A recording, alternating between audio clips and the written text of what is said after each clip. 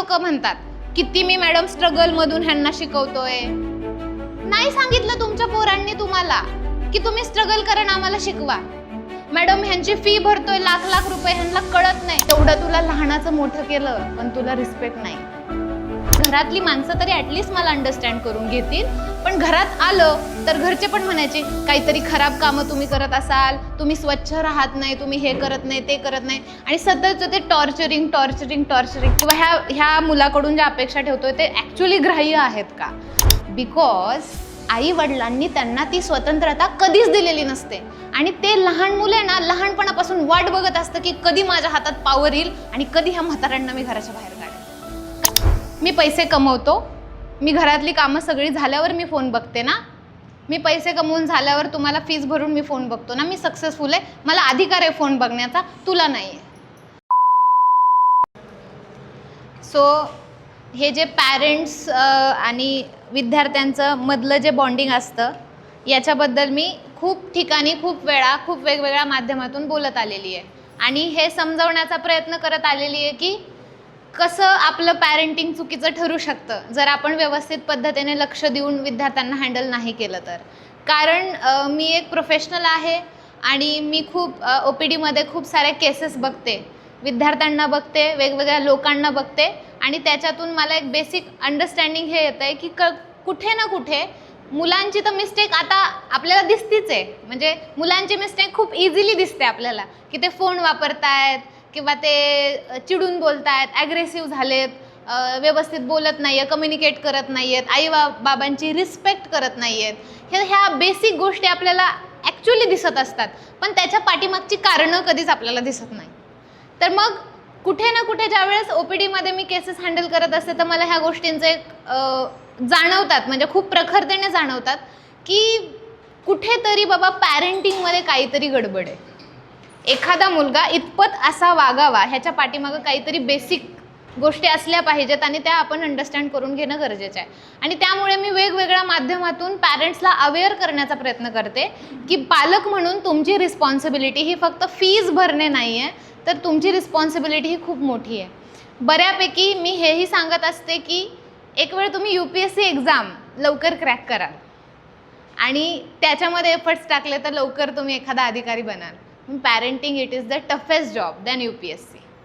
जर म्हणजे UPSC exam पण इझी आहे पॅरेंटिंगच्या समोर.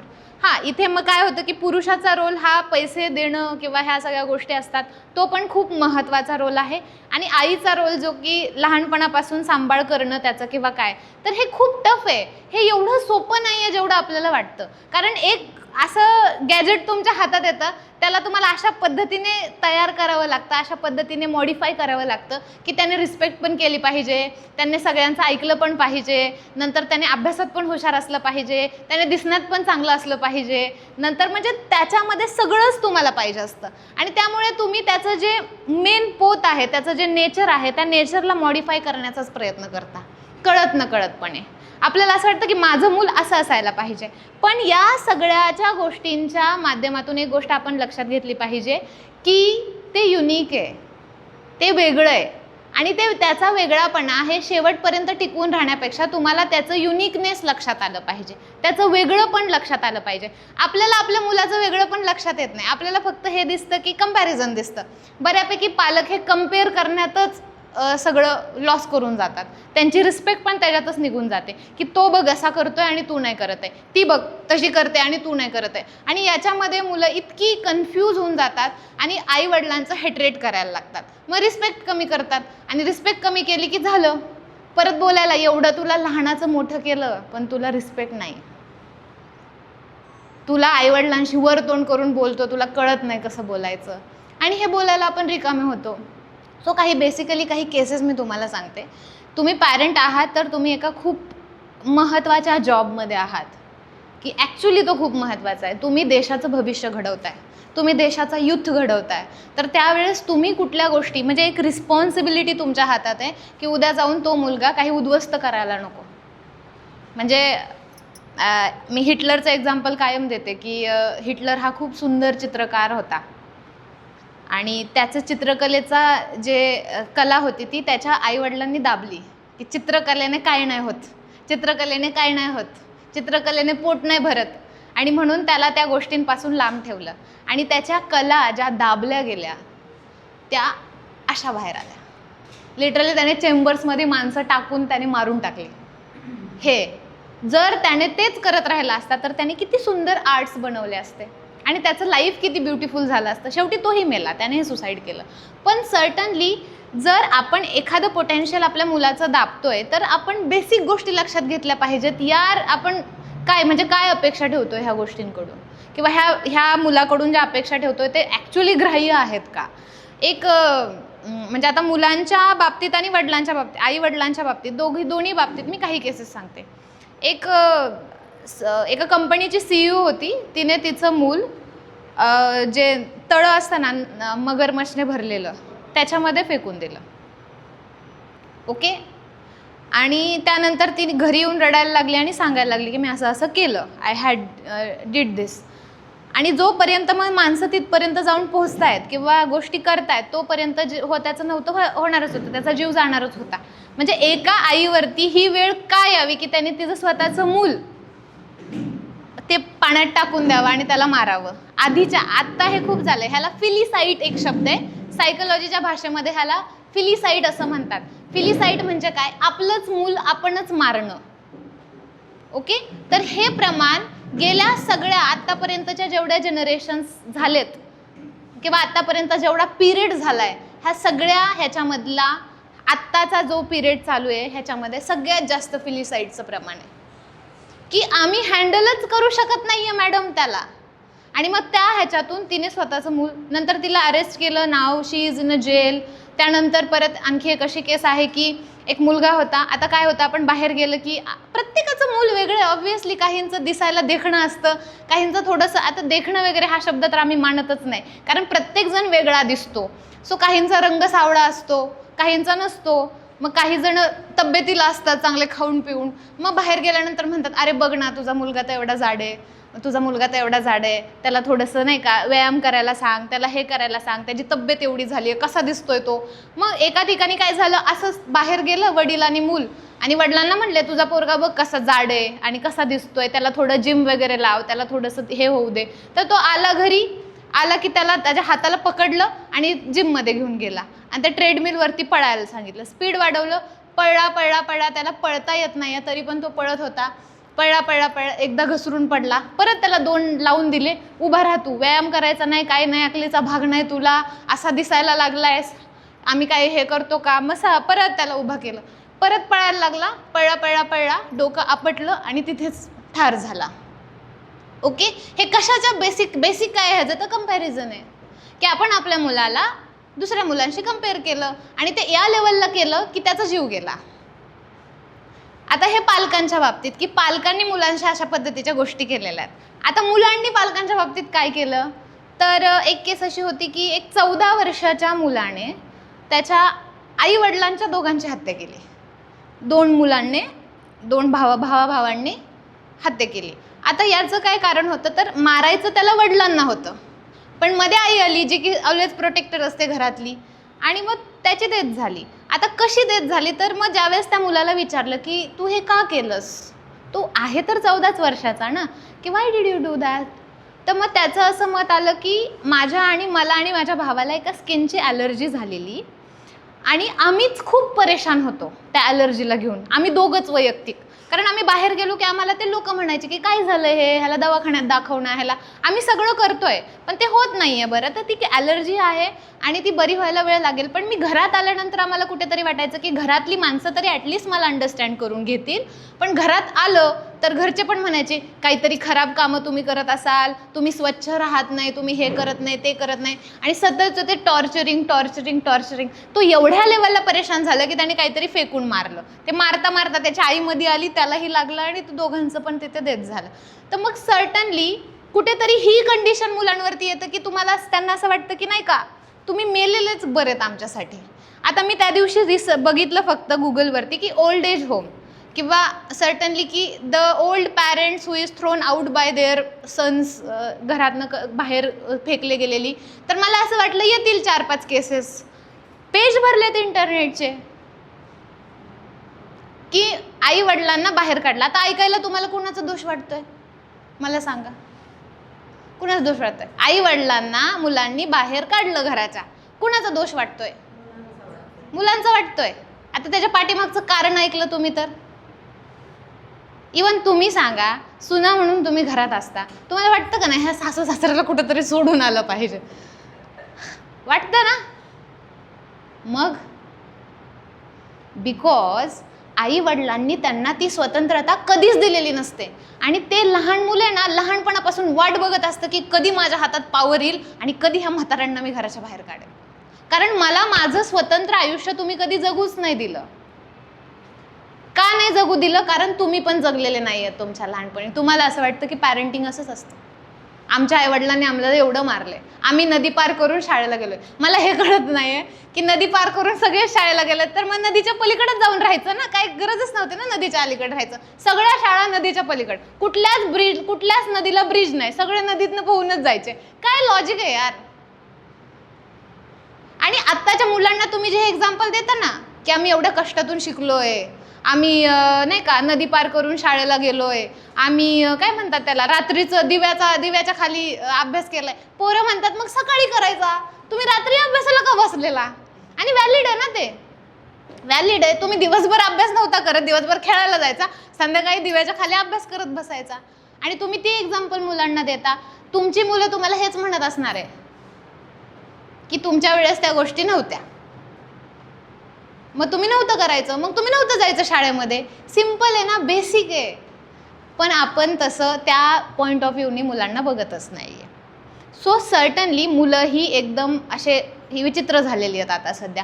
कारण काय तर कुठेतरी त्याचं बेसिक कारण पॅरेंटिंगकडे येऊन अडकतंच. पुन्हा मी मुलांची बाजू खूप घेते. मी 10%च पालकांची बाजू घेते, 10% फक्त. नाहीतर मी मुलांचीच बाजू घेते. कारण मला माहिती आहे ते बिचारे अशा सर्कमस्टन्सेसमध्ये अडकलेत ना की त्यांना नाही कळत आहे की त्यांनी काय केलं पाहिजे. एक तर ते स्वतः कन्फ्यूज आहेत, AI चालू आहे, ह्या सगळ्या गोष्टी, त्यांना इतके सोर्सेस अवेलेबल आहेत, ते स्वतःच इतके कन्फ्यूज आहेत, त्याच्यात तुम्ही त्याला आणखी कन्फ्यूज करत असता की तू असंच केलं पाहिजे, तू तसंच केलं पाहिजे, तू असंच दिसलं पाहिजे. काही गरज नाही आहे. त्याचा स्वतःचं एक नेचर आहे, त्याची एक पर्सनॅलिटी आहे आणि त्याने त्या पद्धतीने दिसावं. आणि अशा कितीतरी केसेस मी रोज बघते आणि मला अजून वाईट वाटायला लागतं मग त्या गोष्टींसाठी. त्यामुळे अवेअरनेस महत्त्वाची आहे. पालक म्हणून तुमची रिस्पॉन्सिबिलिटी आत्ता सध्या काय आहे हे महत्त्वाचं आहे. आधीचं सगळं वेगळं होतं, खरंच खूप वेगळं होतं. आत्ता तुम्ही आधीच्याशी जर तुमच्या मुलांना आमच्या वेळेस असं म्हणून जर कम्पेअर करत असाल तर तुम्ही खूप मोठी चूक करताय. ती भाषा तुमच्या मुलांना लक्षात नाही येणार. आता कुठल्याच बेसिसवरती ती लक्षात नाही येणार आहे. त्यामुळे तुम्हाला ह्या सगळ्या गोष्टी अंडरस्टँड करून घेणं फार गरजेचं आहे की तुमच्या मुलाला काय तुम्ही आत्ता ह्या सर्टन सिच्युएशनला दिलं पाहिजे. मुलं ऐकत नाहीत, मुलं रागवतात, मुलं चिडचिड करतात, मुलं नाही का मोबाईलचा जास्त वापर करतात, पण त्यांना आईवडील पण दिसत आहेत फोन यूज करताना. मला सांगा, तुम्ही राहू शकता विदाऊट फोन 4-5 दिवस आत्ता ह्या कंडिशनला? Can you? मग कसं तुमची मुलं राहतील? सो किती बेसिक अंडरस्टँडिंग, बेसिक गोष्टी. आपल्याला असं वाटतं मैं तो फोन देखूंगी का? कारण बाबा मी सक्सेसफुल आहे माझ्या लाईफमध्ये, मी पैसे कमवतो, मी घरातली कामं सगळी झाल्यावर मी फोन बघते ना, मी पैसे कमवून झाल्यावर तुम्हाला फीस भरून मी फोन बघतो ना, मी सक्सेसफुल आहे, मला अधिकार आहे फोन बघण्याचा, तुला नाही आहे. पण त्यांना ते कळत नाही, ते खूप लहान आहेत अजून. त्यांचं वय 21, 22, 25व्या वर्षी ज्यावेळेस त्यांच्यावर रिस्पॉन्सिबिलिटीज यायला लागतात त्यावेळेस त्यांना ह्या सगळ्या गोष्टी कळतात. आता नाही कळणार आहेत. सो ह्या बेसिक गोष्टी आपण पॅरेंट्स म्हणून अंडरस्टँड करून घेणं फार गरजेचं आहे. पॅरेंट्स स्वतः खूप कन्फ्यूज आहेत ॲक्च्युली त्यांच्या लाईफमध्ये की कसं वागायचं. मग त्याच्यासाठी तुम्ही शिकायला पाहिजे ना कसं वागायचं. तुम्ही शिकून आलाय का? मला एका प्रश्नाचं उत्तर द्या. मी सगळ्यांना विचारत असते हा प्रश्न की जर तुमचं मूल 1 वर्षाचं आहे, समजा हा किती वर्षाचा आहे भैया? 8 वर्षाचा. तर पालक म्हणून तुम्ही किती वर्षाचे? तुमचं मूल किती वर्षाचं? 13. पालक म्हणून तुम्ही किती वर्षाचे?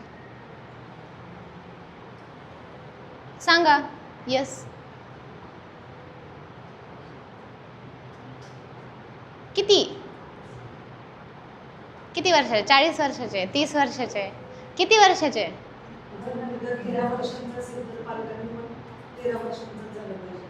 पालक 13च वर्षाचे असतात, व्हायची पण गरज नाही ना. जर तुमचं मूल 1 वर्षाचं आहे तर पालक म्हणून तुम्ही किती वर्षाचे, तर 1च वर्षाचे आहात. कारण त्याच्या आधी तुम्ही कोण होता, पती पत्नी होता की नाही. तुम्ही पालक म्हणूनच जन्माला आला का, तुम्ही काय जन्माला आला, एक बाळ म्हणून जन्माला आला. तुम्ही स्ट्रगल केलं तुमच्या लाईफमध्ये इथपर्यंत पोहोचण्यासाठी, बरोबर. आता बरेच लोक म्हणतात किती मी मॅडम स्ट्रगलमधून ह्यांना शिकवतोय. नाही सांगितलं तुमच्या पोरांनी तुम्हाला की तुम्ही स्ट्रगल करा आणि आम्हाला शिकवा. मॅडम ह्यांची फी भरतोय लाख लाख रुपये, ह्यांना कळत नाही. ते तुमच्या मागे हात जोडून नाहीत लागले की प्लीज पप्पा माझी 1 लाख रुपये फी भरा. तुम्ही भरताय तुमच्या इंटरनल सॅटिस्फॅक्शनसाठी की माझा पोरगा ह्या अकॅडमीत शिकतो, माझा पोरगा ह्या स्कूलमध्ये शिकतो. हे तुमचं इंटरनल सॅटिस्फॅक्शन आहे. आणि आपण काय म्हणतो, मी फी भरली, मी हे केलं, मी एवढं स्ट्रगल केलं. तुम्ही जेवढं स्ट्रगल केलं ना त्याच्यापेक्षा 1000 पटीने लोकांनी स्ट्रगल केलं. आणि मी ज्या टेबलवरती बसते तिथे मला कळतं की किती स्ट्रगल केलं. त्यामुळे तुमचं स्ट्रगल ना नाके बरोबर आहे. जन्माला आलेल्या माणसाला प्रत्येकाला स्ट्रगल करायचंच आहे. मग त्याचा झेंडा लावायची गरज नाहीये. प्रत्येकाने ठीकठाक झेललंय त्याच्या लाईफमध्ये, प्रत्येकाने झेललेलं आहे. श्रीमंतातला श्रीमंत, गरीबातला गरीब, प्रत्येक माणसाचे त्याचे स्वतःचे चॅलेंजेस आहेत. तुम्ही झेललं म्हणजे तुम्ही काहीतरी लय मोठं केलं असं नाहीये. तो तुमच्या लाईफचा एक पार्ट आहे. तुमची सासू तुम्हाला त्रास देते, ह्यात तुमच्या मुलाचा काय दोष आहे मला सांगा. तुमचा बॉस तुम्हाला त्रास देतो, ह्यात तुमच्या मुलाचा काय दोष आहे. तुम्ही तुमच्या करिअरमध्ये सक्सेस नाही मिळवू शकला, यामध्ये तुमच्या मुलाचा काय दोष आहे. मग तुमच्या कमीपणा, तुमच्या सगळ्या गोष्टी तुम्ही त्या मुलाला ऐकून तुम्ही त्याला का ड्रेन करताय इमोशनली. आणि हे खूप ठिकाणी खूप जागेवरती होतं. आणि याच्यामध्ये काय एक व्यक्ती रिस्पॉन्सिबल नाही, आई म्हणून किंवा वडील, दोघं व्यक्ती तेवढेच रिस्पॉन्सिबल आहेत. आपलं असं होतं, खूप जणांचा हा प्रॉब्लेम की मुलं रिस्पेक्ट देत नाही आहे ना, ऐकतच नाहीत मॅडम, कसलीच रिस्पेक्ट नाही. आई म्हणून मला ह्या घरात किंमत नाही, लिटरली मला बोलतात, रडतात माझ्या पुढं, मला इथं व्हॅल्यू नाही ह्या घरामध्ये. ज्या वेळेस तुम्ही त्या व्यक्तीला किंवा तुमच्या मुलाला काहीतरी सांगताय आणि तिथेच येऊन जर तुमचा हजबंड तुमची डिसरिस्पेक्ट करतोय तर तो मुलगा तुमची रिस्पेक्ट करणार आहे? नाही करणार, कारण पप्पाच करतायत ना डिसरिस्पेक्ट. मग मला अधिकारच आहे. ज्या वेळेस तुमचे हजबंड बाहेर जातात आणि तुम्ही तुमच्या नवऱ्याची डिसरिस्पेक्ट करता, मी आहे म्हणून टिकले, तुझा बाप किती शहाणा आहे मला माहिती आहे, त्यावेळेस ऑब्व्हियसली त्याच्या डोक्यात येतं की मम्मीच तर कुठं करते पप्पांची रिस्पेक्ट, मग मी का करू. आणि ते बघतात तुमची मुलं, तुम्हाला वाटतं छोटी आहेत, काय कळतंय त्यांना. अरे तुमच्यापेक्षा फास्ट आहेत. तुम्ही ते मोबाईलमध्ये एखादा ॲड्रेस होता असं असं असं करताना, टाईप करताना, तोपर्यंत टाईप करून निघून गेलेले असतात. आणि तुम्हाला जर असं भ्रमात तुम्ही राहिला असाल की तुम्ही तुमच्या मुलांपेक्षा हुशार वगैरे आहात, तर तो भ्रम आत्ता इथेच तोडा. आप बहुत मासूम है. देन खूप अशी तुम्ही लहान बाळांसारखं वागताय. मग तुमची मुलं तुमच्यापेक्षा खूप ॲडव्हान्स आहेत, खूप फास्ट आहेत. तुम्हाला त्यांना सोबत घेऊन लर्न करायचं आहे आणि त्यांना गाईड करायचं आहे. पॅरेंट्स बनणं म्हणजे हुकुमशाही करणं नसतं, हुकूम देणं नसतं. आपण बाप झालो, आपण आई झाले म्हणजे आपण ऑर्डर दिल्या पाहिजेत आणि त्या मुलाने आपल्याला पाहिजे तसंच वागलं पाहिजे, हे चुकीचं आहे. तुम्ही त्या मुलावरती अत्याचार करताय, बेटर वे ना त्याला जन्मालाच घालू नका तुम्ही. पालक बनण्यासाठी आधी तुमची मानसिक तयारी तेवढी पाहिजे की मी एबल आहे का, मी ॲडजस्टमेंट करू शकतो का, मला सगळ्या गोष्टी चालणार आहेत का, मला ह्या सगळ्या गोष्टींमध्ये मी जसं इमोशनल लेवलला, फिजिकल लेवलला, फिनॅन्शियल लेवलला. काही लोक येतात, तुमची फिनॅन्शियल तयारीच नाही आहे ना, तर तुम्ही बाळाला जन्मालाच घालू नका. तुमची फिनॅन्शियल तयारी नसते, तुम्ही त्याला जन्माला घालता, परत त्यालाच ब्लेम करत बसता, ह्या कार्ट्याचं माझ्या डोक्यावरती आलं. तो बेसिकली रिस्पेक्ट जी तुम्ही तुमच्या मुलांना, म्हणजे तुम्हाला असं वाटतं की त्याने मला दिली पाहिजे, आई आहे मी किंवा वडील आहे मी, ती रिस्पेक्टसुद्धा तुम्ही आधी तुमच्या फॅमिलीमध्ये दिसली पाहिजे ना. तुम्ही सासूला रिस्पेक्ट देणार नाही, सासू तुम्हाला रिस्पेक्ट देणार नाही, तुम्ही फॅमिलीत कुणालाच रिस्पेक्ट देणार नाही, तुम्ही फॅमिलीत सगळ्यांची उणीधुणी काढणार, ऑब्व्हियसली मुलगा ते बघतो आणि ते जे काय बघणार आहे तो तसाच वागणार आहे. तुमचा मुलगा म्हणजे तुमचा मिरर आहे, तुम्ही बघायचं. मी कायम म्हणते, कंपनीमध्ये म्हणजे प्रोडक्टमध्ये फॉल्ट असेल तर तुम्ही कुणाला दोष देता मला सांगा, कुणाला देता? If this is the product, okay, ऑक्सिग्रेट, हां, आणि ह्याचं पाणी ना अजिबात इतकं खराब लागलं, तुम्ही कशाला दोष देता मला सांगा. ह्या कंपनीला दोष देणार की पाण्याला दोष देणार? काय म्हणणार? कंपनीला कळत नाही कंपनीला. आता मला सांगा, तुमचं प्रोडक्ट जे आहे ते जर तुम्हाला वाटतंय खराब आहे तर तुम्ही दोष कोणाला देताय? प्रोडक्टला देताय.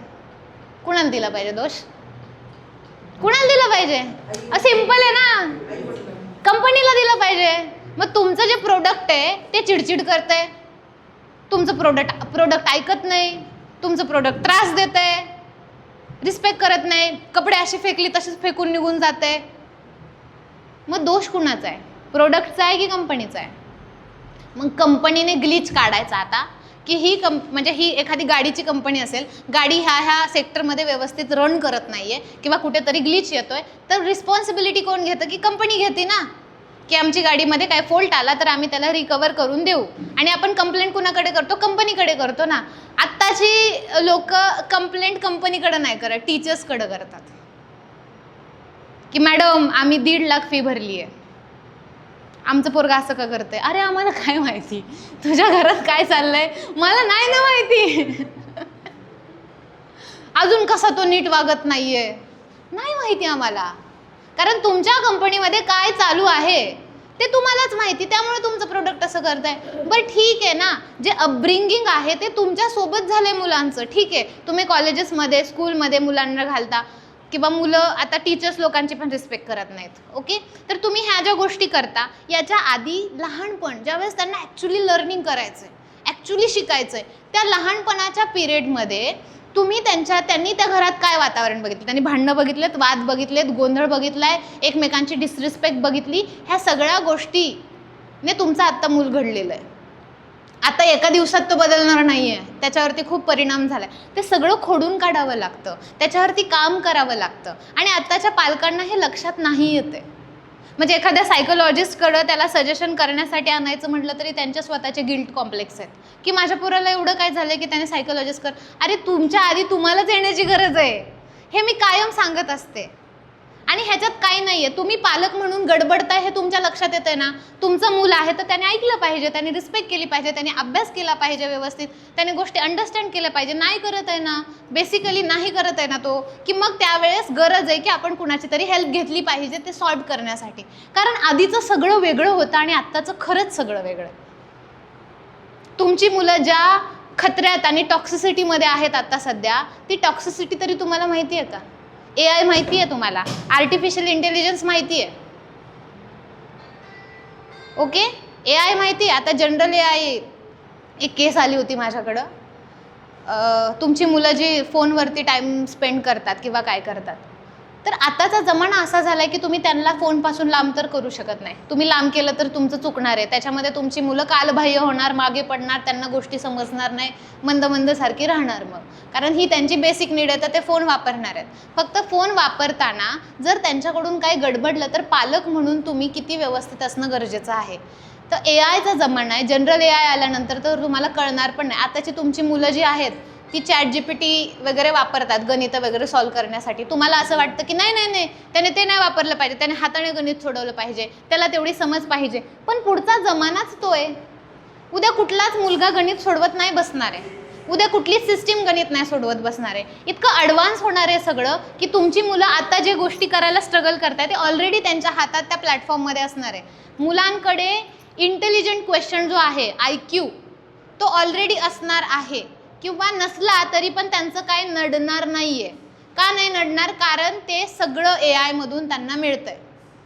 ज्या कॉन्सेप्ट क्लिअर नाही, आता आपण प्रत्येक वेळेस पुस्तक उघडत बसतो का? एखादी गोष्ट कन्फ्युजन झालं की आपण गुगलला टाकतो आणि बघतो काय. तसंच तुमची मुलं बघणार आहेत.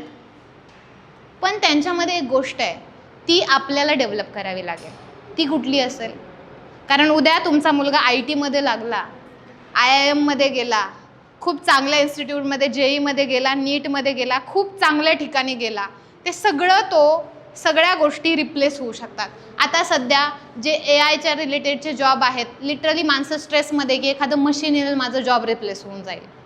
हे फ्युचर आहे मुलांचं. त्यामुळे फ्युचरमधल्या मुलांना एज्युकेशनमधून खूप साऱ्या गोष्टी करता येतील, ह्याचे चान्सेस आता कमी झालेले आहेत. मग आता काय अशी कुठली गोष्ट आहे की जी तुमच्या मुलांमध्ये असेल तर मुलांना जास्त डिमांड आहे?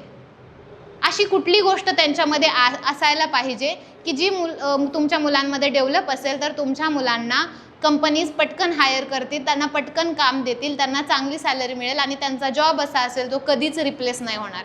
अशा कुठल्या गोष्टी आहेत? तर EQ, इमोशनल इंटेलिजन्स. कारण मशीन्स ज्या आहेत ना त्या तुमच्या मुलांचं भावनिक बुद्धिमत्ताला टच नाही करू शकत. काहीही झालं तरी, कितीही AI आलं, कितीही ChatGPT आलं, काहीही झालं तरी जे आपण एकमेकांच्या हातात हात धरून एकमेकांच्या डोळ्यात बघून एक आत्मविश्वास जो देतो, किंवा आई इमोशनल झाली आहे किंवा आईला त्रास होतोय ते बघितल्यानंतर मुलाला जे फील होतं हे कुठल्याच मशीनला फील होणार नाही आहे. त्यामुळे तुमच्या मुलांना, आपण ते ॲडव्हर्टिजमेंटमध्ये पण तेच होतं की तुमच्या मुलांना तुम्हाला इमोशनली स्ट्रॉंग बनवायचं आहे, एक चांगला माणूस घडवायचा आहे की एक मशीन. सो मग आत्ता असं होतं ना की परवा माझ्याकडे एक केस होती. ते म्हटले, मॅडम मी तिचा पप्पा तिची बहीण तिच्यासमोर अशा रडत बसलेलो तरीसुद्धा तिने फोन नाही दिला. म्हटले रडत होतं, रडत आम्ही, तरीसुद्धा तिने फोन नाही दिला.